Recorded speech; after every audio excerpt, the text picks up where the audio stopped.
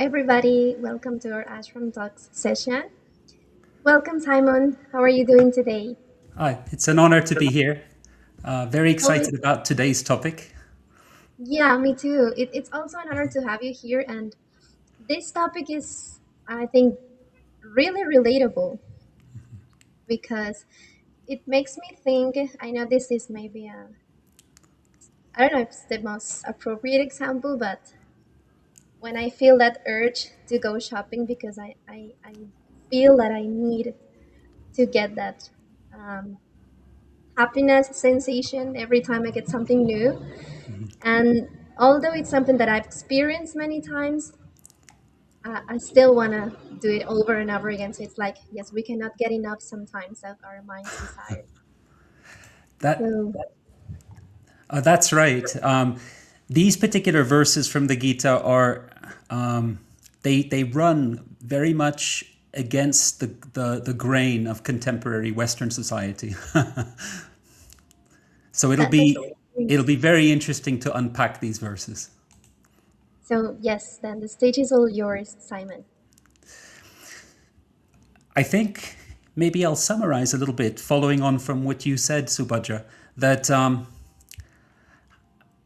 I would say that most of us who are watching this have, without taking anything away from people who are at various times in their life in very difficult circumstances, but speaking generally, most of us have, I would think, more comfort, convenience, entertainment, and opportunity than human beings have had for most of history.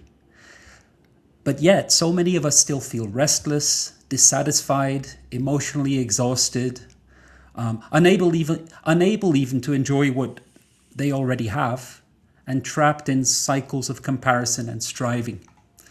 So, why is that?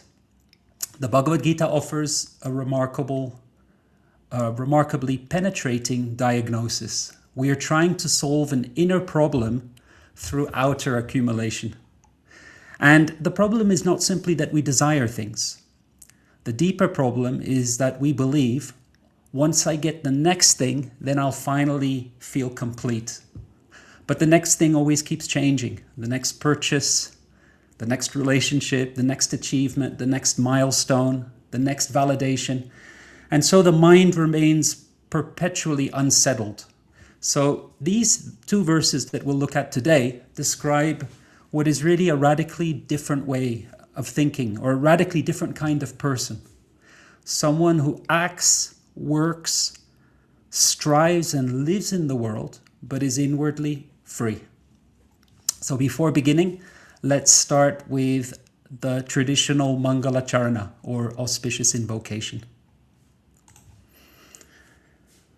Om Ajnanatimirandhasya Jnananjana Shalakaya Chakshurunmilitam Yena Tasmai Shri Gurave Namaha Mukam Karoti Vachalam Pangum Langayate Girim Yat Kripatamaham Vande Shri Gurum Dinataranam Paramanandamadhavam. And with that, let's take a look at verse 21 of chapter 4. So, Nirashiryata Chittatma Tyakta Sarva Parigraha Shariram Kevalam Karma Kurvan Apnoti Kilvisham. Such a man of understanding acts with mind and intelligence perfectly controlled, gives up all sense of proprietorship over his possessions, and acts only for the bare necessities of life, thus working he is not affected by sinful reactions. So this particular verse describes someone who acts without possessiveness or without selfish expectation. And such actions Outwardly, they may be similar to ordinary activity, but they don't bind a person karmically because they're performed without egoistic attachment. So na apnoti kilbisham. Kilbisham can mean does not incur sin. It can mean does not incur fault or karmic bondage. In other words, those actions performed in that way don't bind a person in this world. Let's move on to the next verse as well, and then we'll discuss these two verses in combination. Yadricha labha santushto dvandvatito vimatsaraha samaha siddha vasidhau cha kritvapi na nipadyate. He who is satisfied with gain which comes of its own accord, who is free from duality and does not envy, who is steady in both success and failure, is never entangled, although performing actions. So the main qualities that Krishna describes here are freedom from constant expectation, self-mastery, simplicity and non-possessiveness, contentment, freedom from envy, and steadiness amid success and failure. And in fact, this steady, being equal in success and failure, samaha siddhau asiddhau cha, those of you who've been following Ashram talks from chapter 2, from the beginning, you'll know from chapter 2 that Krishna defines yoga.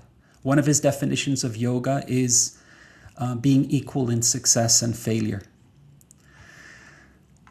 So the core psychological pattern that these verses describe or address is the restless pursuit of fulfillment through acquisition, achievement, comparison, and external outcomes.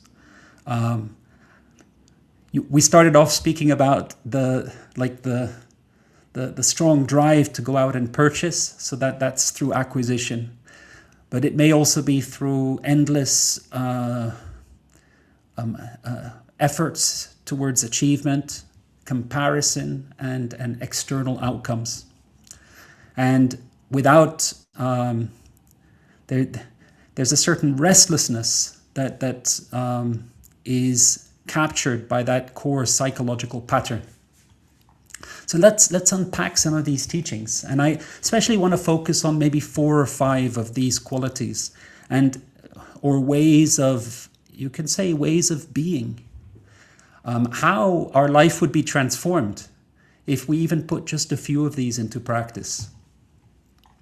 So the first one I'll call the endless chase. So human beings quickly normalize what they once desperately wanted. So what once felt extraordinary soon feels ordinary. And that's why external gains alone rarely produce a lasting fulfillment. So I'm thinking of examples like the job that we once dreamed of once we get it, it becomes eventually stressful routine. Or it can do. The phone we were excited about becomes normal within a few days. Praise from others briefly excites us and then it fades. Social media creates endless comparison and dissatisfaction. So the Bhagavad Gita describes a person who is yadricha labha santushtaha, content with what comes naturally. So that's the first quality or way of being that I want to focus on. And this doesn't mean being lazy or lacking ambition. It means not being psychologically dependent on acquisition for happiness. It means not being perpetually agitated by craving and really being capable of appreciating what is already present in our life. So if you're interested in this particular quality, I have a reflection exercise for you. And so I'm inviting any viewers to spend a little bit of time and just pause and reflect. Think of 3 things that you once deeply wanted. And that might be a relationship, a job, might be related to money or salary, recognition, a possession, or moving somewhere new. And then ask yourself honestly, how long did the satisfaction actually last? And did it produce lasting fulfillment? Or did the mind simply move on to the next desire? So this reflection is not meant to make us cynical. It is meant to help us become psychologically awake. A second quality, or second way of being that Krishna describes in these verses is, he uses the word vimatsaraha. And that means freedom from envy or rivalry or resentment. I would say that modern culture intensifies comparison constantly. So we compare appearance. Actually, speaking about comparing appearance, I remember like some decades ago, people would wear, in England, I'm speaking about England, where I grew up for many years, spent most of my life either in England or in India. And people would wear these like large, they'd wear clothes carrying large logos. And so, the Calvin Klein logos and so on, but large. And eventually, so only those who could afford really expensive clothes would be able to do that as youngsters. And then eventually, these cheaper lines of branded clothes started coming out, or copies started coming from the Philippines and China and so on. And so you had lots of people wearing these logos. So then the super wealthy, they stopped wearing large logos, visible logos, and began wearing clothes from very expensive brands that were far more discreet. And if you didn't know, you didn't know. But those who knew would be able to recognize that appearance. So there's this continuous kind of comparison that happens. And the same also, we compare success, we compare relationships, we compare wealth. Even spirituality can be something that we use as a way of judging others and comparing ourselves against others. And then, of course, you have influence and even happiness itself. So social media has made comparison nearly continuous. And the thing about comparison is it creates 2 equally painful states, inferiority and superiority, neither of which produces peace. So envy is exhausting. And why? Because it makes another person's success begin to feel like our own failure. So Krishna here is speaking about a way of being that is vimatsaraha, free from envy, free from rivalry and resentment. So if you're interested in culturing this particular quality, I have a different exercise for you. And I'm going to call it catching the comparison. So I am inviting any of you as listeners or viewers to try doing this for one day. Every time you compare yourself to someone, first pause, mentally note it, and then ask, what feeling is underneath this comparison? So what is it that is lurking beneath it and triggering that comparison? Is it insecurity, fear, craving for validation, loneliness, maybe fear of insignificance? So of course, the goal is not guilt.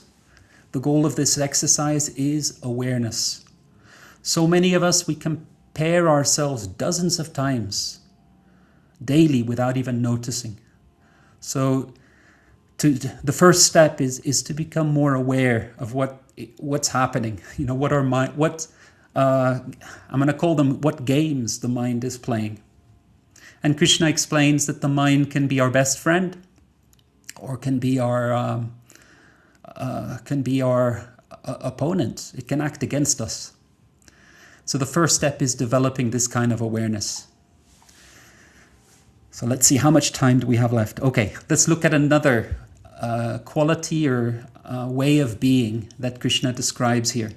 So let's go to the one that I mentioned as being one of the definitions of yoga. Samaha siddha vasiddhau cha. Steady in success and failure. So for many of us, our emotional state will fluctuate constantly based on outcomes. If we receive a compliment, we feel, it elevates us, and a criticism will destabilize us. Success will inflate us. Failure will feel crushing. And this creates what I'll call a certain emotional fragility. So the Gita is not saying do not care about outcomes. Arjuna is he's in the middle of a battlefield. His first application of Krishna's teachings will be in battle. So if you're in battle, you have a bow and an arrow, you put your arrow on your bow, you need to care about the outcome. You'll need to make effort, you'll need to aim, you'll need to plan, and you'll need to try and hit the target. So the Gita is not saying do not care about outcomes. The Gita is saying do not base your entire inner state on them. We can deeply care about excellence while remaining inwardly grounded. So if you're interested in developing this particular state of being, then I have a different reflection exercise for you. So I am inviting you as viewers or listeners to ask, what most strongly determines my emotional state? I'll repeat that. What most strongly determines my emotional state? The answer to this is really helpful and brings real insight, actually. So is it praise? Is it productivity? Is it attention, achievement? How about other people's approval? Or whether things go according to plan? In other words, when they don't go according to plan, our emotional state is ruined. Or if we have a day where we're not productive, we may get our identity, and our emotional state may be dependent on having a day that's productive. And when we have a day where it simply isn't, there's a lot of chaos, and we end up not achieving what we set out to achieve, is our emotional state deeply affected by that? Or how about praise or achievement or other people's approval? So think about that for a moment. What most strongly determines my emotional state? And then the follow-up question is, if these things vanish temporarily, would I still know how to be peaceful? So this can become a profound self-diagnostic exercise. I think we have time for one more. So let's do one more state of being or quality of someone who's not bound who acts in the world but is not bound. So let's focus on a virtue that may actually seem unusual in today's world, I think, and that is the virtue of contentment. So that's one of the qualities that Krishna mentions here. And this may seem a radical teaching, contentment. Our modern society often assumes contentment means complacency. But the Gita presents contentment as strength. A contented person is less prone to being manipulated. They're less anxious, less consumed by social pressure, less dependent on constant stimulation. And a contented person is more capable of gratitude, more emotionally stable. So contentment, it's not that contentment destroys healthy aspiration. So what it destroys is compulsive psychological hunger. So if you want to develop this particular state of being, then there is a different exercise for you. I'm going to call it practicing enough. So I invite listeners, viewers to try this for one evening. No unnecessary online shopping, no scrolling for stimulation, no fantasizing about the next thing, and instead just sit quietly. Spend one evening appreciating what already exists in your life, reflecting on the people who care for you. Notice simple blessings that are normally ignored. And then ask, what happens when I stop feeding the feeling that something is missing? So, why is it that these qualities are so rare? It's because modern systems often profit from inner discontent. So many industries depend on making people feel incomplete, inadequate, unattractive, unsuccessful. And the Gita here is proposing a revolutionary possibility, that a human being whose peace is not constantly controlled by external conditions, such a human being becomes calmer, clearer, less reactive, harder to manipulate, more compassionate, more resilient. So, as a closing reflection, I want to maybe summarize by saying that real spiritual growth is not necessarily just about learning new philosophies. Learning the teachings of the Gita, of course, or learning, developing, like culturing sacred knowledge, and is something that's very important. But the Gita is very much about practical application. Merely learning new philosophies won't help us. But rather, in these verses, Krishna is saying that spiritual growth is about becoming the kind of person that Krishna describes here. Less envious, less restless, more content, more inwardly free. And these are qualities that are rare. But every small movement towards them transforms the quality of our lives. Now, I want to bring this back to the practice of bhakti yoga, because the Bhagavad Gita, as many of you will know, is actually, it teaches different systems of yoga, but its most confidential teachings are the teachings of bhakti, so the teachings of devotion. And there is a very well-known verse by Sri Chaitanya Mahaprabhu on this topic, or related to this topic. Na dhanam, na janam, na sundarim, kavitang va jagadisha kamaye, mama janmani janmanishvare, bhavatad bhakti rahaituki tvayi. So this verse, this beautiful verse, Sanskrit verse by Sri Chaitanya Mahaprabhu, and explains that these particular qualities come naturally to someone who focuses their attention on the path of bhakti yoga, so the yoga of devotion to the soul of the universe being having many names, one of them being Sri Krishna. The Sri Krishna in the Bhagavad Gita, who's teaching these yoga systems to Arjuna. So someone who dedicates dedicates themselves to the practice of bhakti yoga, automatically they develop freedom from this these psychological kind of tendencies that Krishna is addressing in these two verses. So nadhanam, they're not obsessed with wealth. Najanam, they're not obsessed with influence. Janam actually means people, so followers. In the language of social media, that would be likes.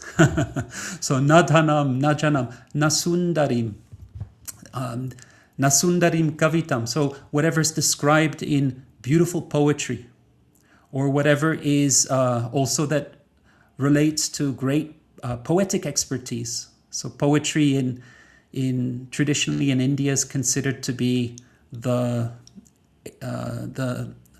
highest level of learning or education. So someone is not obsessed with their identity is not tied to the acquisition of these different things, and instead they dedicate their life to the soul of the universe, Sri Krishna, who is present in the hearts of each of us.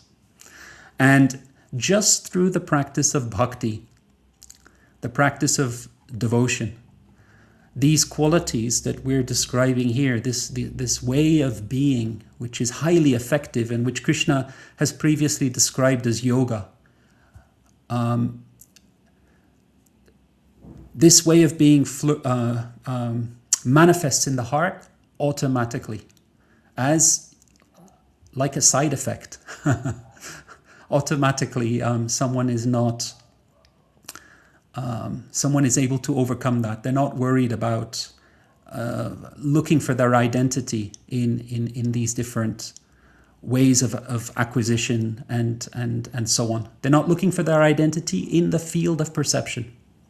So returning now to the verse, and I'll read verse 22 slowly. It's a meditation, these verses. Yadricha labha santushto dvandvatito vimatsaraha samaha siddhav asidhocha kritvapi na nibadyate. So content with whatever comes of its own accord. Yadricha labha santushto. Beyond the pairs of opposites. So pairs of opposites like heat and cold, pleasure, pain, honor, dishonor, those things where we search for one, crave for one, and do our very best to avoid the other. Free from envy, vimatsaraha, free from envy, and equal in success and failure. Such a person is not bound even while acting. Let's stop here with this verse, with this meditation. Thank you so much, Simon, for such a practical and nurturing class. We had a question by Sienna, but I think you already answered the question. She said, you answered my question, thank you. The question was, how can we start to cultivate that contentment? Yeah, As an extension. it's a great question. If you want to add anything to that would be great.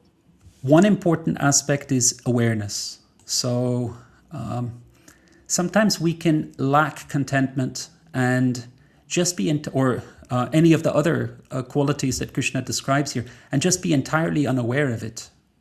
And so one thing that I've personally found is very helpful is culturing awareness of my own state of mind. And the reason why often we're unaware of our state of mind is because we identify so closely with it that we think it's who we are, so we don't look at it. And there are many different systems of meditation. Some forms of meditation are especially about not stopping your thoughts, but just watching them, just like clouds that pass in the sky. So you'll see in many yoga schools, they teach that form of meditation. There are other types of meditation like mantra meditation and so on. But this particular form of meditation, you begin to see your thoughts working and moving. And by being able to observe them, you become immediately aware that we are not our own thoughts. And it just becomes like part of the field of perception, the play of form in the field of perception. It's not who we are. And as soon as we have that kind of distance and awareness, those thoughts don't have the same force on us as they did previously. Now, if you're practicing bhakti yoga, then these qualities will arise naturally. And Krishna explains that they will come naturally. In fact, we can take a bhakti practitioner can take these verses as something of a test. Not a test. What I mean, a method of gauging where we are in our practice. Because if we're practicing bhakti yoga and we're not contented, and we are envious of others, and we are always trying to find our identity in the things of this world, then there's some issue with our own practice. Our practice isn't moving forward in the way that is described in the sacred texts. Thank you again, Simon. I am sure this complements the answer that you previously gave to Sienna. And in the same line, I was thinking that I've heard in different classes or sessions that this happiness or this real happiness and peace is actually inside of us. And there is an example that's given, and it's when we are in a deep sleep phase where our mind is disconnected from the body. We were not dreaming about anything. Our body is also not doing anything. We're not with anyone. But still, the next day, if we think about it, we may think that we didn't feel anything, but actually we felt peace. So that peace is said to come from the soul. But it's very difficult to realize. And when we compare it with the sensation we get when we try to fulfill our immediate desires, it can be really addictive because it's something you're experiencing. You feel it more than if somebody told you, oh, real happiness is inside of you. So it could be really difficult to quit certain type of activities. And sometimes the mind is so restless and it lacks peace, so it cannot reflect upon things. It's Right. just it's restless, unstoppable. So is there any kind of activities, as you were mentioning, you're practicing bhakti yoga, but besides that, would be any kind of activities that could help us make the transition between one state where it's so addicted to this feeling of fake happiness to become more aware every time? Well, I would encourage anyone watching to try some of those reflection exercises that I shared, because they do help. It may seem like a simple thing to do, but we still don't do it. But when we actually put a little bit of attention to that and give it a bit of time, the time that it deserves, and most importantly, when we do it in a way that is deeply honest, and we really look at ourselves honestly and deeply. And I often, when I do workshops with groups, I give them all a card and a pencil, and they spend a bit of time doing it there and writing it down. Somehow putting pen to paper or pencil to paper really helps in doing that. So these reflection exercises do work. So that would be one way that one might do that. I love what you said about the 3 states of being awake, dreaming, and deep sleep. That's a teaching that comes from the Upanishads and is considered very important in the Vedantic tradition. And yes, we have a memory of deep sleep that, oh, I slept very well. There's like some memory of a kind of a deep tranquility or peace that we experienced, and happiness that we experienced in deep sleep when the mind-body complex has shut down, more or less shut down. So in the dream state, the physical body shuts down, not fully obviously, but largely shuts down, but the mind still remains awake. And then in deep sleep, the mind also shuts down. So the mind and the body together have kind of gone into a state of suspension, temporary suspension. And there is a sense of, so someone who any of us, when we're able to enter into complete deep sleep, we feel entirely rejuvenated from that. And there's this recollection of feeling complete tranquility in that time, which shows us that the field of perception is not is actually not a source of tranquility for us. It's not a source of peace. In fact, it can be the opposite. But Krishna's teaching us how to act effectively in that field and still experience that peace. So the peace that you described, Krishna wants us to experience that even in the waking stage. That's quite radical. Yes, And it would and require a and, lot, but and it's possible. Krishna describes that as yoga. He says that is acting, that's acting effectively, Also, skillfully. Simon, at the end, you mentioned that something like about spiritual knowledge, right? What Right, we're learning from different paths, we're learning some philosophy. Um, at the same time, I remember in the previous class, we were precisely talking about action that is guided by knowledge. right, So, as you were talking, it came to my mind because you have this knowledge and you're sharing it with us. We can take action in a certain way. So this is like this knowledge is guiding us. On the other hand, it could also happen that we just try to get a lot of knowledge and use it to judge others instead of right, looking inwards. right. Yeah, but I'm going to see what Krishna says here about people who is like this, so I can try to see who is doing it or not. Right. But we can also it's I can use it for our That is, benefit and for yeah, the benefit of others. yeah, yeah. Yeah, absolutely. I agree with you completely. I'm going to say something that might be a little controversial. Sometimes people who are following a spiritual path can be the most judgmental people that you can find. Because, unfortunately, it can happen. Because those who are not following a spiritual path, they will judge others, they'll judge you on a few criteria, like your education, your wealth, your family, and so on.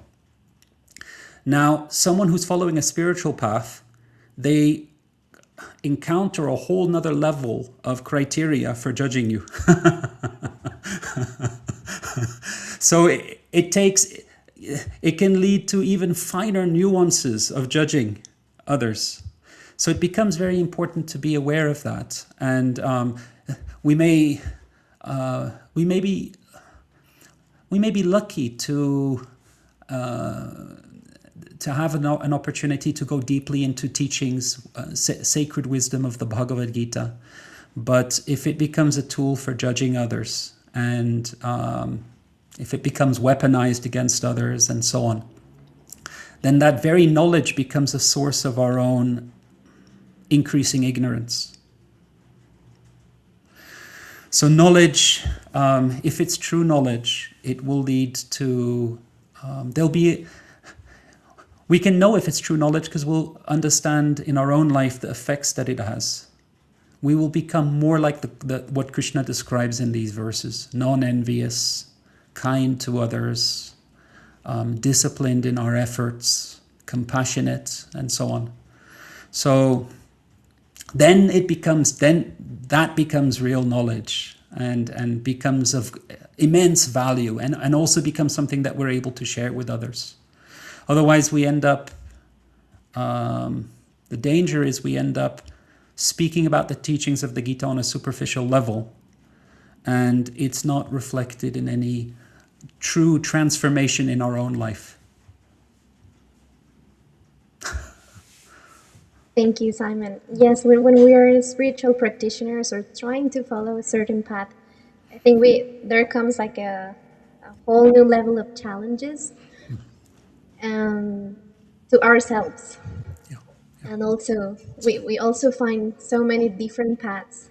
And I think it came to my mind one of the most difficult things is accepting others and accepting that others are following different paths.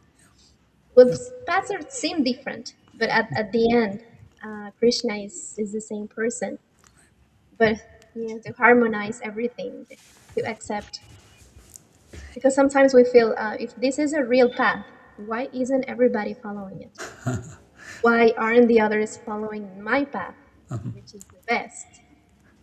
It's So interesting, that even to speak to the very insightful observation you're making here. Even in the Bhagavad Gita, Krishna doesn't give a single system of yoga. He gives 18 different systems of yoga, and various people will be drawn to different systems. Some may be drawn to Jnana Yoga. Some will be drawn to the teachings of Sankhya. And um, depending upon where we are in our own spiritual evolution and our own personal journey, we will be drawn to one path or another. And like our heart will be called to one path or another. So Krishna, what the point that I want to make is even Krishna gives a variety of paths in the Bhagavad Gita. And at the very end, what does he say to Arjuna? If have you heard, listened attentively? If you have, and you've understood what I've explained, now you decide what to do. that's right. So we have a question here. Maybe we could close with this question by our audience. Jay Taylor says, "How to understand that it's genuine kindness and not a mask?" That's a deep question. Um, Thank you for asking that. How to understand if it's genuine kindness and not a mask? That requires a deep level of self-awareness. And we may, so we may practice kindness with self-interest. So we may practice kindness, and it may be, I'm going to place it in a few crude terms so we can begin kind of unpacking this and seeing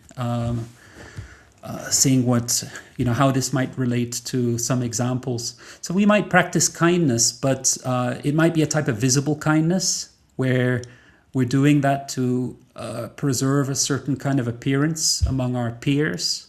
So we want to be seen as the kind person. We might be practicing kindness just to feel good about ourselves. Imagine when the situation calls for kindness, but somehow the circumstances are such that no one sees it and it doesn't make us look good. Would we still practice it? Would we still practice it? Those are quite confronting questions, even to when we apply them to ourselves. There's not such there's no easy answer to that. I would say it requires deep self-awareness, and I think that it requires that we look at parts of us that we might not want to look at. So that's very much linked to the first system of yoga that Krishna teaches in the Gita, Vishad Yoga, the yoga of crisis or the yoga of despair. There are certain teachings related to that. In a dark night of the soul, when we're faced with an existential crisis, the parts of us that we don't normally look at, that maybe even our friends might not know, only those closest to us, and we might not even be aware of it ourselves, becomes visible to us, maybe for the first time. And it can be something that's very difficult to acknowledge and to bear. We might realize that I don't have any kindness. I'm a very selfish person. That might become entirely visible to us. I mean, to be confronted with that it's a terrible thing to see, to behold. Or we might suddenly become aware of how much anger I have in my heart that had been previously been completely invisible to me. So in on a genuine spiritual path, those parts of us that are normally invisible, they do become visible to us much more. If we continue to avoid them, then in a way we are avoiding the work that is there for us on the path. We're not taking the steps. We think that we're moving along, but just the years are passing. We're avoiding the practice. That's a good way to put it. It becomes our we may even be going through the motions of rituals and so on, but we're avoiding the work. So also, as you said, like awareness is the first step and is a very important step. So when we realize this, we are actually able to take action because we can take a different perspective and understand this is not actually who we are in deep, but it's a layer that we have to overcome. We have to clean it little by little. On the path of bhakti yoga, we direct our love and devotion to the source of all consciousness, the root of the tree of life. And so that's the soul of the universe, Sri Krishna, Purushottama, the Supreme Person. But the result of that is that we have genuine kindness and compassion to all beings. And if that is not awakening in us, then there's an issue with our practice. We need to reflect on that very carefully.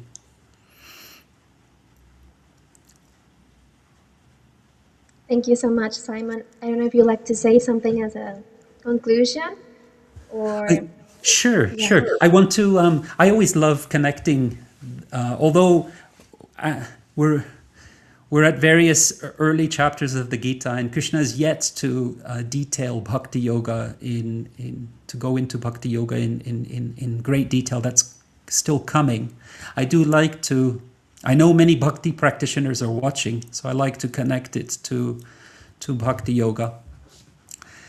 Many bhakti practitioners will be familiar with a particular Sanskrit verse that describes 6 practices of taking exclusive shelter of Krishna. And the first 2 are accepting everything that's favorable to our practice and rejecting anything that's unhelpful that's harmful to our practice. So anukulyasya sankalpa pratikulyasya vivarjanam. So there are certain texts that from which this verse comes from. One of them is the Lakshmi Tantra. And the Lakshmi Tantra gives different explanations of these different aspects. And one of the explanations, so one way of looking at this verse that's found in the Lakshmi Tantra is anukulyasya sankalpa. Sankalpa means a vow. I take a vow that I will never do anything that is anukul. I take a vow that I will do everything, whatever I do will be beneficial to others. So anukulyasya sankalpa, whatever I do will be for the benefit of others. And pratikulyasya vivarjanam, I take the vow that I will not do anything that harms someone else. So these 6 practices are considered to be the doorway to bhakti. So one doesn't enter the temple of bhakti except through the doorway. So without practicing that, we don't even enter into the temple of bhakti. So just how important that is. A Vaishnava is a friend of everyone, truly. And their kindness is not a mask. Their kindness is genuine. Thank you so much, Simon. That last part you said, I think it opens a new world of discussion also because, okay, how can we avoid harming others? There are so many ways to harm others, not just human beings, but any kind of living entity. But okay, we cannot We will discuss save that, that for right? the next episode. Yeah, we can say that for later. Thank you so much for being today in our discussion, and I'll be so happy to see you in our next session. Thank you, Subhadra. Thank you, everyone who's watching.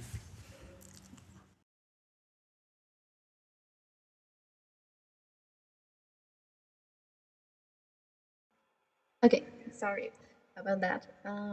Well, so as goodbye, I'd like to invite you all to our Thursday session at 8 a.m. EST and continue to catch up our Ashram Talk sessions every Monday and Thursday. Also, we're opening a new Ashram Talks WhatsApp community where you can drop your questions and get closer to some speakers who also going to be there. So we hope you can join. If you want the link, you can just leave a comment and we will send you the link, or you can DM us through Instagram, or you can find it also in our YouTube channel bio information. So thanks everyone for joining today. Thank you, Colleen, for your support. Thank you, Sienna, and thank you also, Jay Taylor, for your question. Hope you have enjoyed this class, and I hope it is of benefit for everyone who's listening. Thank you again, and goodbye. See you on the next episode.